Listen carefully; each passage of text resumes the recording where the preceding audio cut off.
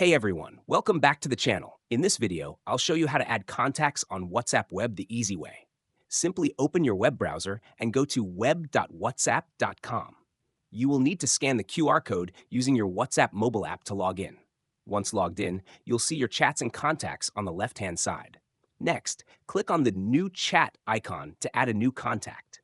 From the drop-down menu, select New Contact. Enter the contact's name and phone number in the respective fields.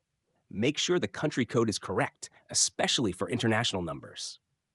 Click Save to add the contact to your WhatsApp web contact list. You'll see a confirmation message once the contact has been added successfully.